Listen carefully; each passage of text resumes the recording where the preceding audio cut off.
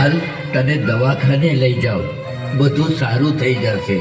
દવાખાના કરતા તો જ આપણી દીકરીને બોલાવી દો. ઘણા સમયથી એના કાંઈ સમાચાર નથી. ચિંતા ન કર. મોટા પરિવારમાં કામકાજને લઈને કદાચ દીકરી ફોન કરવાનું ભૂલી ગઈ હશે. દીકરો કદાચ માવતરને ભૂલી શકે, પણ દીકરી તો કોઈ દિવસ ન ભૂલે. જરૂર મારી દીકરી. અરે શું થાય છે તને? કેમ કઈ બોલતી નથી? હે ભગવાન, આ તારી કેવી કસોટી છે. તું પણ અમારી જેમ લાચાર બની ગયો છે. અરે એક વાર આ પૃથ્વી ઉપર આવી અમારી જેમ મા બાપ બનીને તો જો.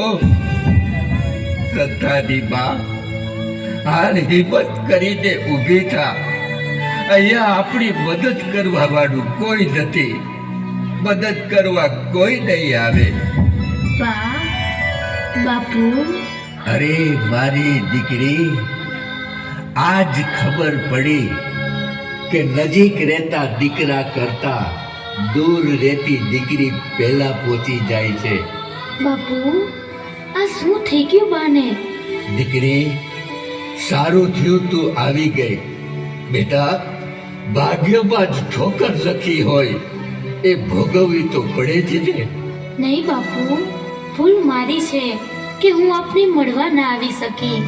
બાપુ, અમારે બિઝનેસ મોટો હોવાથી હું પણ કામમાં વ્યસ્ત થઈ ગઈ છું, જેથી મળવામાં મોડું થઈ ગયું. મને માફ કરી દો બાપુ. કઈ વાંધો નહીં બેટા, તું સુખી છો એ જાણીને બહુ આનંદ થયો. બીજી કઈ તકલીફ તો નથી ને બેટા? ના બાપુ, તકલીફ તો તમારી જોઈને બહુ દુઃખ થઈ છે, પણ હવે તમે જરાય ચિંતા ના કરશો. હું આવી ગઈ છું. બા, તમે આરામ કરો. હું ને બાપુ તમારી દવા લઈ આવીએ. ચાલો બાપુ. આ છે દીકરીનો મા બાપ પ્રત્યેનો પ્રેમ અને લાગણી, પણ આપણે સમજી શકતા નથી. દીકરી એટલે માવતરને જીવવાનો આધાર. માવતરને જીવવાનો આધાર. બા, હું આપને એક વાત કહેવા આવ્યો છું. આ દિવસે ને દિવસે તમારી તબિયત બગડતી જાય છે, તો મનીષા કહે છે કે બા અને બાપુને વૃદ્ધાશ્રમમાં મૂકી આવીએ. ત્યાં સારવાર પણ થાય અને આરામ પણ. તમારું શું કહેવું છે?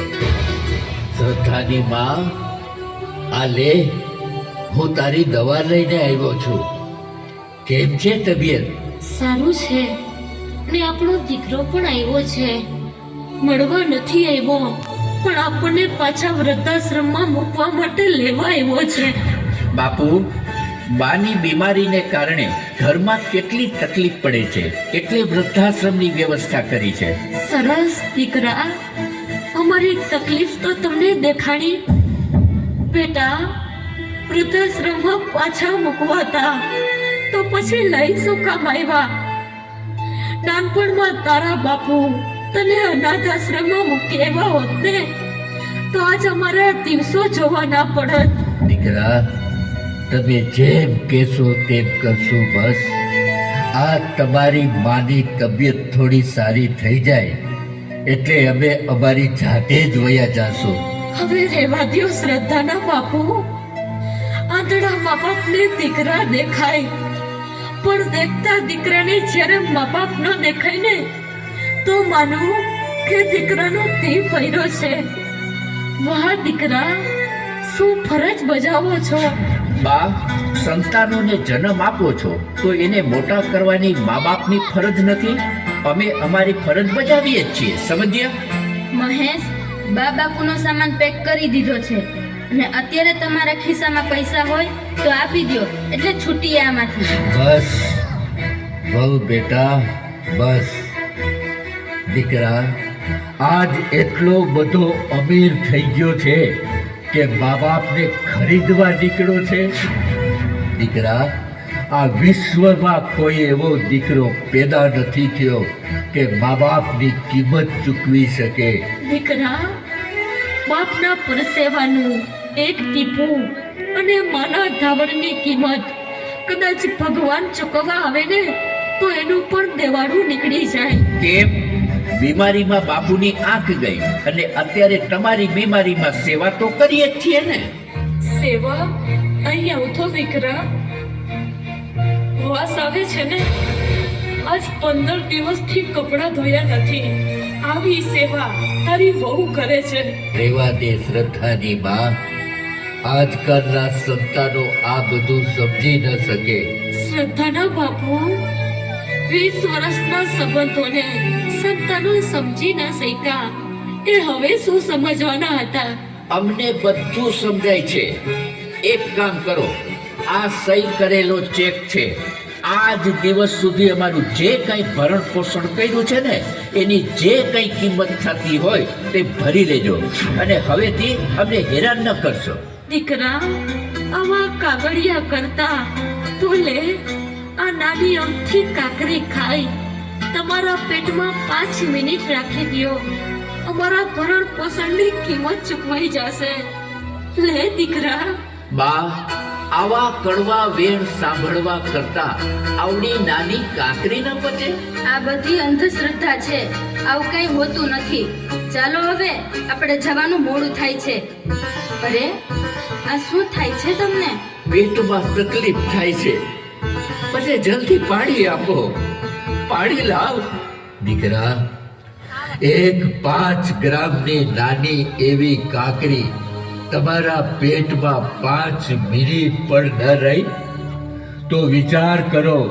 5 કિલોનો તમારો ભાર આ તમારી માએ 9 મહિના સુધી એના પેટમાં ઝીલો ત્યારે એને કેટલી તકલીફ થઈ હશે દીકરા, કેટલી વેદના સહન કરી હશે. બસ શ્રદ્ધાના બાપુ, બસ. આવા દીકરાને જન્મ આપવા કરતા તો પેટે પાણા જન્મ હોત ને તો કોકનો આશરો બાંધવા તો કામ આવત. શાબાશ મારા દીકરા. દીકરા, 2 જોડી કપડાં ફાટે એટલું અમારું જીવન છે. અહીં પૈડા રહેવા દ્યો તો સારું. હવે ક્યારેય તમને હેરાન નહીં કરીએ. અહીં પૈડા રહેવા દ્યો. લ્યો આ 2 જોડી કપડા આપી દ્યો એટલે છૂટીએ. લ્યો આ કપડાં અને તૈયાર થઈ જાઓ એટલે તરત વૃદ્ધાશ્રમમાં મૂકી જઈએ. લ્યો આ કપડાં.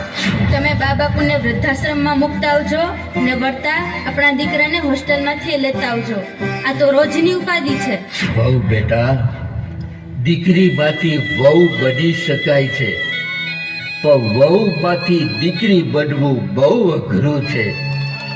જે દિવસે વહુ વહાલનો દરિયો બનશે ને તે દિવસે ભારત દેશની ભૂમિ ઉપર વૃદ્ધાશ્રમો નહીં હોય. અને લ્યો આ કપડાં અને ચેક પાછા. તમે તો સારા અને સંસ્કારી કહેવાઓ કે જાતા જાતા પહેરવા કપડાં તો આપો છો, પણ એ ન ભૂલતા કે તમારા ઘરે પણ દીકરો છે. 20 વર્ષ પછી અમારી જેમ તમને આ ઘરમાંથી કાઢશે ને ત્યારે તમારો દીકરો રૂપિયા તો ઠીક પણ પહેરવા કપડાં પણ નહીં આપે ત્યારે આ કપડાં તમને કામ આવશે. લ્યો સાચવીને રાખજો. મહેશ, જુઓ છો ને કેટલું સાંભળવું પડે છે. હાલ શ્રદ્ધાની માં, હાલ હવે. કેમ કઈ બોલતી નથી? આવા પરિવારમાં રહેવા કરતા તો મોત વધારે સારું. અને દીકરા, જ્યારે અમારા દેહ છૂટે પછી શોક સભામાં અમારા બંનેના ફોટા હસતા રાખજો જેથી સમાજ સામે તમારે ખોટું બોલવું ન પડે. આજ મા બાપની મિલકત બધાને જોઈ છે પણ મા બાપ જોતા નથી. અમારા આત્માને શાંતિ માટે કોઈ ક્રિયા કરવા કરતા સમાજને સંદેશો આપજો કે મા બાપ વગરનું કોઈ ઘર ન હોય અને કોઈ મા બાપ બેઘર ન હોય. પથ્થરમાં ભગવાનનું રૂપ દેખાય છે પણ મા બાપના રૂપમાં ભગવાન દેખાતા નથી. વૃદ્ધાશ્રમમાં રહેતા ઘરડા માવતરને સુખ આપવું હોય તો વૃદ્ધાશ્રમ અને અનાથાશ્રમને એક કરી નાખો, જેથી અનાથ બાળકોને મા બાપનો પ્રેમ અને ઘરડા મા બાપને બાળકોનો સહારો મળી જશે ને, તો એ ભગવાનની કૃપા કરતા પણ મોટા આશીર્વાદ હશે. મોટા આશીર્વાદ હશે. મોટા આશીર્વાદ હશે. હાલો હવે જલ્દી કરો અને ઉપડો અહીંયાથી. આવા ઢોંગથી હવે અમે થાકી ગયા છીએ. અને તમે શું ઊભા છો? આનો સામાન પેક કરી રાખ્યો છે, એ લઈ આવો એટલે મૂકી આવીએ વૃદ્ધાશ્રમમાં. તારી વાત સાચી છે, એમ જ કરીએ. અને તમે શું કામ અમને હેરાન કરો છો? રોજ આવા નાટક કરવા કરતા ઝેરના ઘૂંટડા પી લેવાય, એટલે તમને અને અમને બેયને શાંતિ. વાહ દીકરા, આજ સમજાણું. આજથી 30 વર્ષ પહેલા તારો જન્મ થયો ત્યારે ગળથુથીમાં ગોળ પાણીના બદલે ઝેરના ટીપા પીવડાવી દીધા હોત ને, તો આજ અમારે આ દિવસ જોવા ન પડત. બસ શ્રદ્ધાની માં, તું આરામ કર. દીકરા, અમારા મરવાથી જો તમે સુખી થતા હોય તો અમે મરવા તૈયાર છીએ. બસ એક વાર દીકરીનું મોઢું જોઈ લઈએ, પછી હા, હવે દીકરીનું ઘર ભાંગો. એને તો સુખેથી રહેવા દ્યો. આખો દી બસ દીકરી દીકરી દીકરી. વહુ બેટા, દીકરો અને વહુ મા બાપને વૃદ્ધાશ્રમમાં મૂકવા જાય છે, પણ આજ દિવસ સુધી કોઈ દીકરી પોતાના મા બાપને વૃદ્ધાશ્રમમાં મૂકવા ગઈ નથી. એટલે દીકરી વહાલી લાગે છે. અને જેના ઘરમાં તમારા જેવી વહુ હોય ને, એના સાસુ સસરાને ઘર છોડવાનો વારો આવે, કાં તો ઝેર ખાવાનો વારો આવે. બાપુજી! દીકરા, ભાઈ, આ તું શું કરે છે? એનું કઈ ભાન છે? નાલાયક! બસ આજ જોવાનું બાકી હતું ને. બેન, તમારા ભાઈ કરે છે બરાબર છે, અને એવડો મોટો કાંઈ ગુનો નથી કરી નાખ્યો. અરે, આ બધું શું છે દીકરી? મને તો કંઈક કયો. આંધળો છું એટલે લાચાર છું. નહીં બાપુ, આંધળો તો મારો ભાઈ થઈ ગયો છે. ભાઈ, ભૂલ તો બાપુજીએ કરી છે, તારા જેવા કપાતર દીકરાને જન્મ આપીને. યાદ છે તને? તારી એક કિડની ખરાબ થઈ જતા બાએ પોતાની કિડની આપી, અને બાપુની આંખો બીમારીમાં નથી ગઈ, પણ તારા ઓપરેશનના ખર્ચ માટે પોતાની આંખો વેચી તારી જિંદગી બચાવી લીધી. એના ઉપર હાથ ઉપાડતા તારો જીવ કેમ આયલો? આજ તને ભાઈ કહેતા પણ શરમ આવે છે. દીકરી, આ તું શું કરે છે? બાપુ, આ કામ તમારે નાનપણમાં કરવાની જરૂર હતી. બાપ ઉપર હાથ ઉપાડતા કોઈ દીકરી જોઈ ન શકે. એટલે દીકરાએ આજ મારા ઉપર હાથ ઉપાડી દીધો.